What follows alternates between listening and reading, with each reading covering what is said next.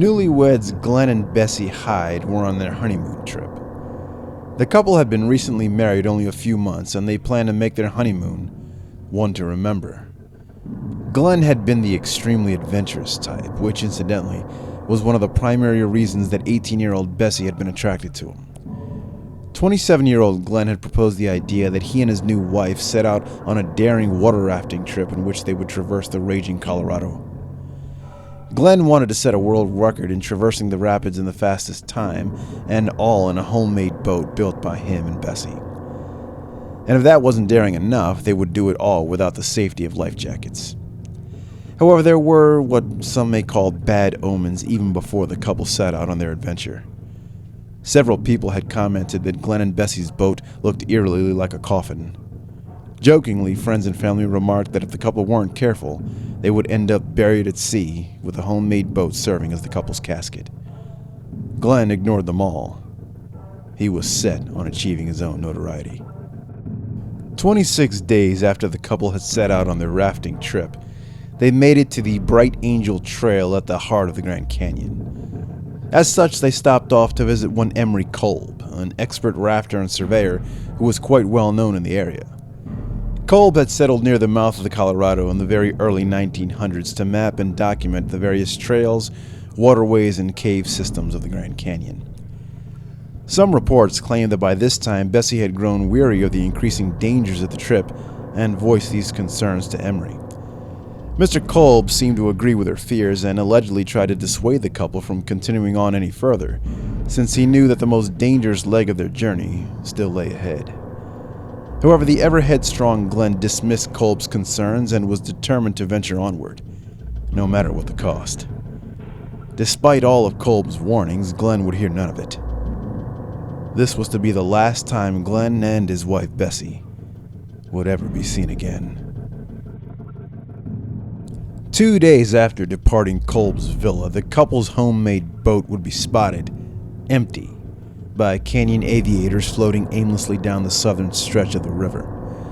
Most alarmingly, however, was that there was no sign of the young married couple. A search and rescue was immediately mounted by authorities, and due to his expertise with the surrounding area, Emery Kolb was asked to lead the search effort. When Kolb was led to where the boat had been discovered, he noted that the vessel seemed undamaged.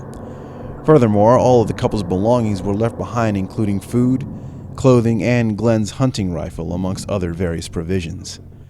The search effort continued on for some weeks before it was officially called off due to inclement weather that had hit the area. No sign of Glenn or Bessie was ever found, their whereabouts remaining a complete mystery. 43 years later, during an organized commercial rafting trip down the Colorado, the legend of Glenn and Bessie Hyde would be recounted during a fireside campout with several of the volunteers of the rafting trip. Some reports claim that a mysterious woman who had been traveling with the group haphazardly revealed that she was indeed the lost Bessie Hyde, and that she had been living under a false identity ever since she and her husband had gone missing more than 40 years earlier. The female rafter said that shortly after her and Glenn had left Kolb's villa, that Glenn had become increasingly erratic, almost to the point of obsession. No matter how dangerous things got, Glenn was hell-bent on completing the trip. Several arguments broke out between the couple, a few even becoming violent. The woman claimed that Glenn had threatened her that if she didn't complete the trip with him, that he would leave her to fend for herself in the unforgiving wilds of the canyon. Fed up with his temper and unreasonable behavior, the woman then claimed that she grabbed a hunting knife and stabbed Glenn Hyde to death, dumping his body into the Colorado, later to make her escape to live under an assumed identity for the next 43 years. One of the organizers of the rafting trip, a geologist named George Billingsley, was on hand when the unknown woman made her wild claims around the campfire. Billingsley told of how he and many others listened intently to the woman's story, with a mix of curiosity and skepticism. However, Billingsley recalls that the woman seemed to be dead serious when recounting the story, and her demeanor never seemed to change.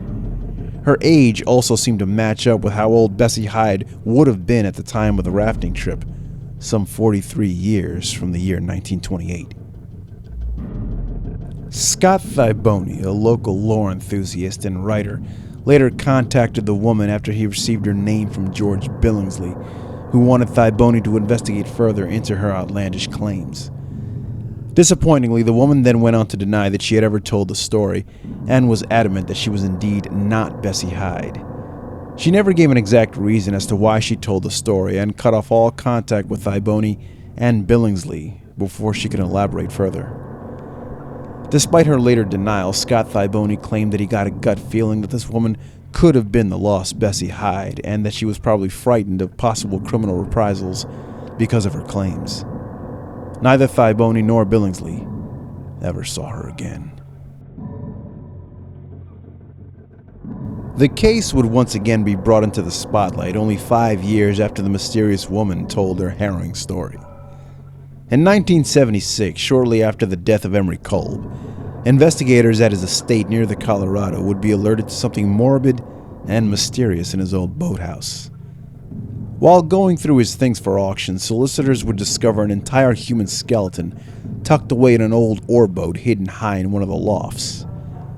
Rumors started to swirl that these bones might belong to one of the missing couple. Forensic investigators later determined that the bones belonged to an adult man that roughly fit the description of Glenn Hyde. It was determined that the man died due to a gunshot to the head.